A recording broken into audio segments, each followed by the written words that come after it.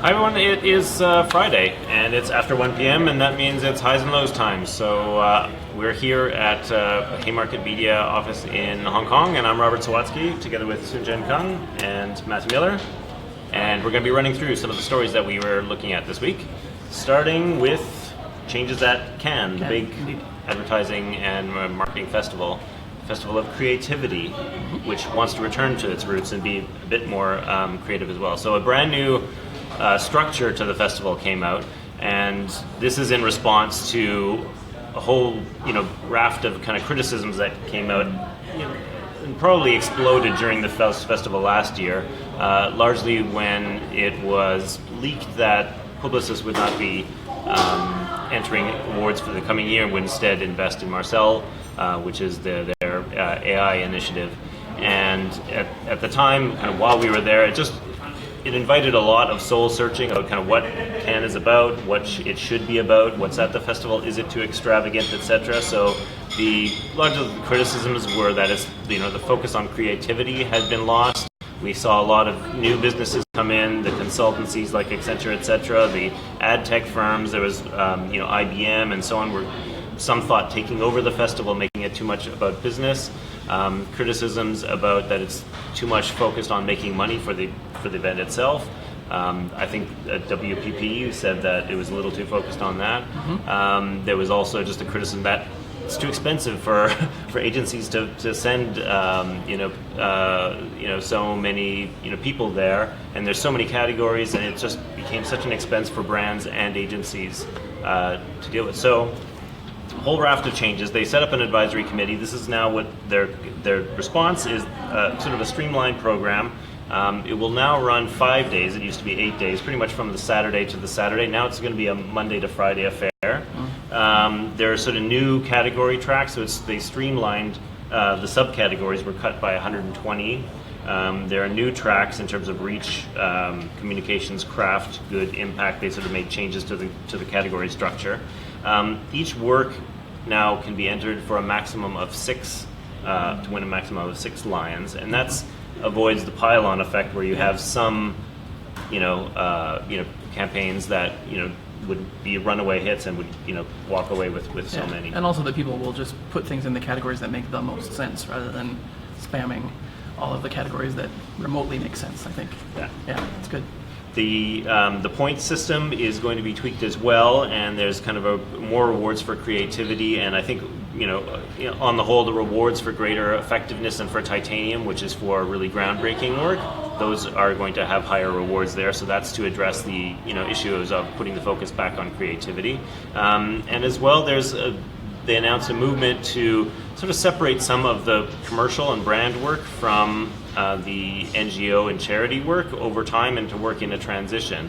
And this I thought was really interesting because I remember when I was at Cannes last year and I had the chance to speak with some of the judges, and we were speaking with Mark Heap actually from Mediacom, and he was raising this point just that there was in the category that he was working in media, there was a lot fewer brand entries than in the past, and some people were arguing that it's really hard for brands to kind of compete on an emotional level with a lot of the award-winning work around kind of NGOs and causes when it's stuff that really grips you, and it's a lot harder to have such a compelling award-winning ad when you're selling detergent, and yet it's the craft and it's the industry revolves around selling things, so there should be kind of they should be rewarded for that, and I thought that was a good point, and it's actually something that I would welcome, although some might argue that a great ad and a great message and a great campaign should be able to compete on whatever level.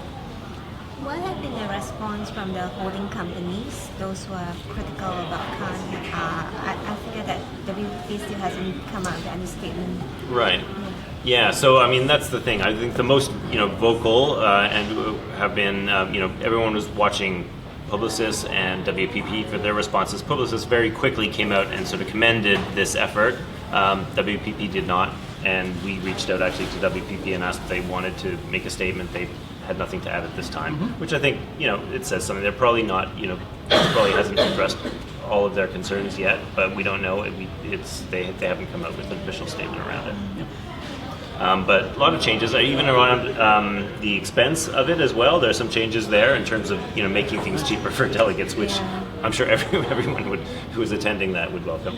So like 50% discount for the participants under 30 was one of the measures Yeah. that they introduced, and they Yeah. even have taxi companies fixing price from Nice airport to the venue.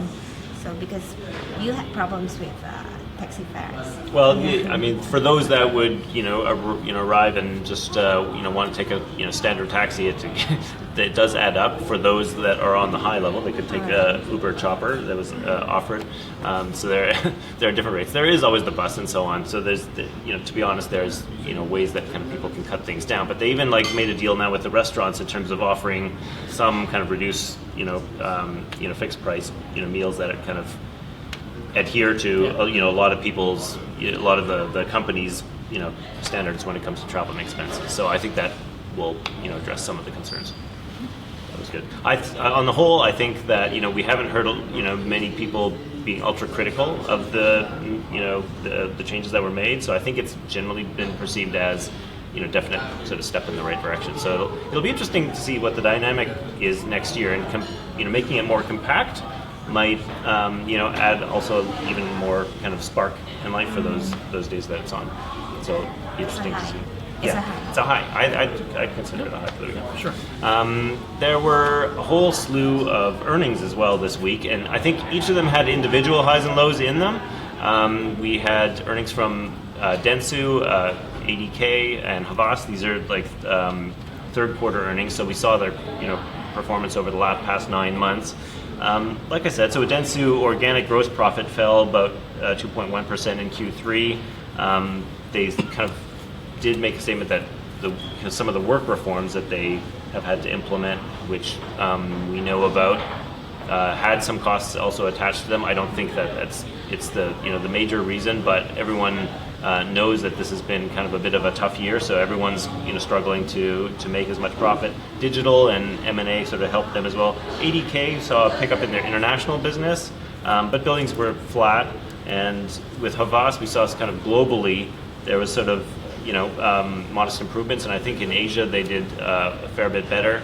But again, so if you look over the 9-month performance, it's still kind of negative when it comes to kind of revenue growth. So it's a real sort of mixed picture. I don't think we're that surprised by it, but I think it just still reflects the new reality of the business, and that everyone has to be a little bit more concerned about costs now.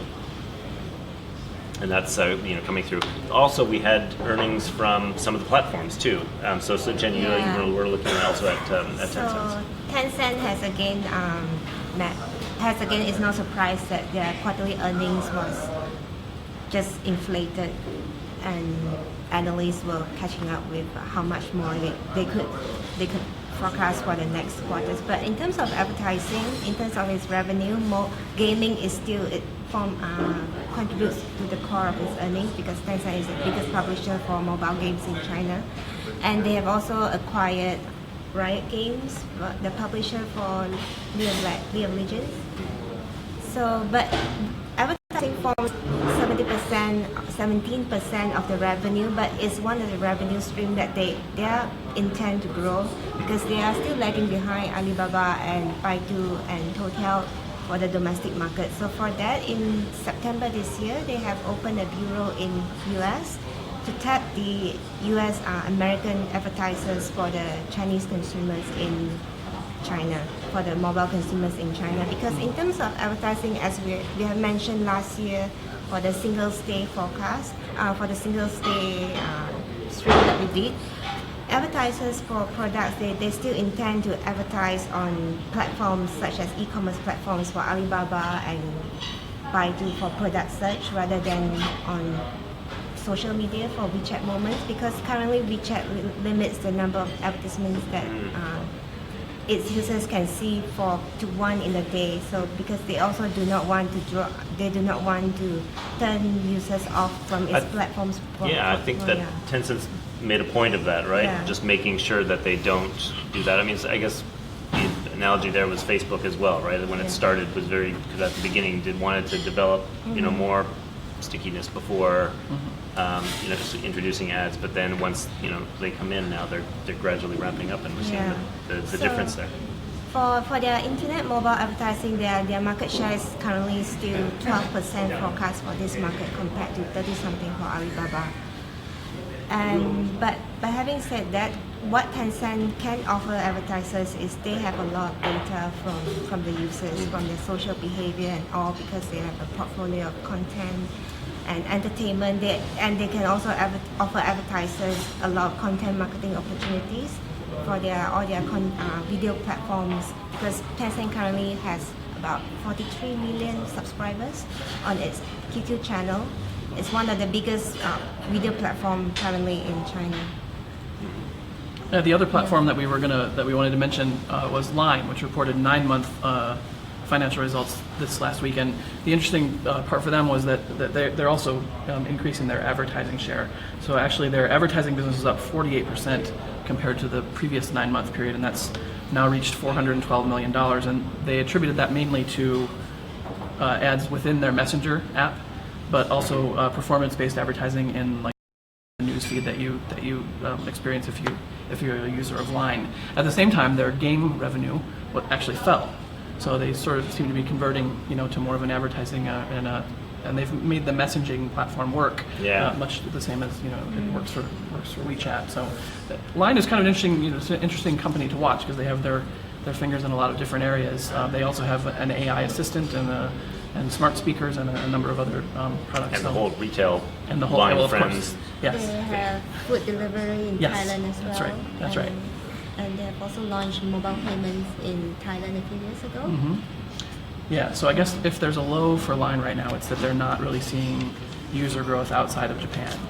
That seems to be the beef that investors have with them at the moment. But they're also strong in Taiwan and Thailand. Yeah. Yeah, but I think that strong, but not really showing the growth that investors would ideally want to see. But revenue from advertising can cover a lot of that for a while. So. But certainly, I think that if you're seeing kind of the growth in the Messenger ads, that's what a lot of people will be taking positives from. Definitely. We mentioned ADK, we mentioned WPP in other stories. The big story, of course, is coming next week. That big deadline on November 21st, that's right. When the offer from Bain Capital expires to buy ADK. That's right. So if you haven't been following, we have probably 8 stories on this on our website now. We had to build a whole page to host all the stories. But in the latest back and forth, WPP came out with a statement earlier this week saying that they would increase their holdings from 25% to 33% if the Bain Capital bid is rejected by the shareholders. So there's a quote here that they said, "We would welcome the opportunity to engage constructively with the board of ADK if the tender offer fails, to help ADK ensure it has the talent and focus on digital and animation that it would need to increase its value." So a very interesting sort of gambit. And it's interesting because I think it was just a few weeks ago that we were here, and I was making the point that this is a broken relationship, that you're not going to see WPP try to make this work, and here they are trying to make it work. However, I guess what I would argue, and also our colleague David Blecken, who was writing the article for us, pointed out, is that there is a sour relationship here, clearly between top management at ADK and WPP. If you kind of look actually through the archive at some of the slings that have gone back and forth, it's not very friendly. There's been a lot of accusations of mismanagement at ADK in terms of getting the business on the right tracks. They've had some acquisitions that have run into accounting trouble and so on. That there is this kind of bit of a broken relationship, and by WPP, saying that it could increase its bid if the bid fails, may also be another strategy to ensure the bid fails. In other words, to reach out to shareholders and say, "Look, there is another way. You don't have to improve this deal. We can make it work, afterwards, and we can ensure that the digital business gets on track and so on." So this is another kind of attempt, ahead of the deadline, perhaps, to enlist other shareholders in rejecting the deal. But we'll have to see what happens. We know that WPP is opposed. Other major shareholders are, to the tune of 40-some%. And what ADK needs for this to go through is a 50.1% 50.1, yeah. to go through. So we'll have more on this We'll know on naturally Tuesday. next week as this evolves. Yeah. Great. So move on to another, I guess, a low. So we're going to talk now about IKEA and a series of ads that came out in Malaysia, out of BBH, that were promoting a new store opening in Malaysia this week. And I wrote about this because at first glance it just sort of looked like some amusing little ads, but once I sort of watched all 4 of them, the overall impression that they give is not great, I don't think, for the brand. So I'll just describe one of the 4 in more detail. You can see them all on our website. All of these ads are sort of premised on See one of them here. That's right. All of them are they're premised on following a man, and in each of them, the man has a problem, and each of those problems is actually caused by the woman in his life, and then he buys a piece of furniture to solve the problem. And after I watched like 4 of these, I felt like that was kind of an outdated and sort of lazy and indeed sexist kind of way to look at things. And I can't stress enough that it really just comes through if you watch all 4 and you look at the way that they're titled. But the one that you're seeing right now, I think, for example, the wife or partner is pregnant, and she wants a snack in the middle of the night, and the man is bothered to have to go downstairs and get her a snack. And the solution to this is a bed that has a drawer in the side, so he can just reach down and get a snack out of the drawer without having to move. This is the one here, yeah. I just find that really kind of disturbing and almost a little bit hateful. Like, pal, she's pregnant partly because of you, for sure. And how hard is it to get out of bed? Okay, fine. Maybe I'm taking this all too seriously. And you can sort of dismiss it as just some funny ads. But IKEA is a brand that you usually look forward to their advertising, and you usually think this is a progressive brand that knows what it's doing. And if you look at these ads, they're kind of like out of the 1950s, and I'm sorry, they're a little bit hateful. Maybe hateful is a bit strong, but they're, like I said, every one of them has a woman being the problem and, bothering the man. And I've just found that like just not a good message at this time. I mean, obviously, sexual harassment happening everywhere is much more serious than some ads, but at the same time, I do think, brands and agencies have some responsibility to try to reflect, a bit more modern, a bit more enlightened approach. So we just spoke about IKEA 2 weeks ago about the ad from China that insinuates that a woman has to talking about the level, making fun of the level women in China who are not yet married by age 30 or whatever. Yeah. But it seems that for this Malaysia ad alone, consumers seem to like it based on the comments that they left on the Facebook, YouTube page saying that it's very funny. Okay. So. And I think that, if you, to Matt's point, if you watch one in isolation, especially the first one, it's quite, funny, enjoyable, etc. It's really when you all of a sudden have 1, 2, 3, 4, and I don't think that it's, something that people wouldn't notice, because I think it actually really stands out when you watch all 4 of them. Yeah. It's like, okay, what's going on here? Why is that? And I think that you had some sort of explanation as to kind of why these 4 were picked. I did contact the agency, and they came back and said that there are a lot of other materials in the campaign that are not gender specific, or I guess not playing on gender, interrelationships at all, and that's fine. But still, these are the TV ads, and these are what they chose to send around to the press. So I think that they are important. And another point that I always think is interesting is how does this kind of approach actually make sense commercially? I mean, unless you have some research that shows that only men make the furniture buying decisions in Malaysia, I don't understand why you'd choose to have the man be the central focus of all of the ads. Like, why wouldn't you have, some of each? Why wouldn't you choose to, place your bets more evenly and, try to appeal to the broadest, or in fact, it's more likely that women have a great role in choosing home furnishings. So it just seems, commercially, it seems an odd thing, in addition to the social enlightenment kind of side of it. So. I do know a guy who basically rolled a cooler next to his bed so that when the child woke up in the middle of the night, he could provide a bottle for the child rather than go downstairs and take care of it. Certainly. It's an ingenious solution. But. No, I know. But yeah, it's a difference when there's all 4 together. That's highs and lows. I think we had a question. Oh, hold on. Yeah. Advertising, we have a question from Danish Ijaz. A lot of people are saying that advertising and machine learning will go hand in hand. So So he wants us to talk about a little bit about AI. So I'm not sure. Did we have something on that this week? Trying to think. Other innovation. Well, so I mean that.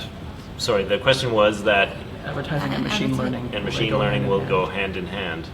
Well, certainly machine learning is having a great impact on advertising. It's especially in programmatic that we have just covered recently at the China Innovation Summit when the director from Leo Digital, he mentioned that advertising has already, in terms of programmatic, the application of AI has already matured, reached a very advanced stage, but he's also looking forward to see how AI can be applied in other areas, such as creative and generating not consumer insights, but knowing what motivates the consumers. Yeah, I mean it's changing, also just changing variables on kind of what people want to know. So in the targeting, based on trial and error with creative, which I find is interesting, that there's different AI programs that will change the creative from person to person until they seem to find the right fit, and then it works out. And you wrote some articles too. I was just thinking of that too. There's an article in our archives about a Dole, the pineapple people that did something right along those lines. So they basically created a whole bunch of different variations on a creative theme, and then they gave a machine learning system access to all of the feedback that it could gather from what was happening on the web when these ads were displayed, and the click-throughs and all of that, and then just let it optimize. And they saw great results from it, and they were planning to expand the use to more campaigns and more product lines. So I think the answer is certainly yes.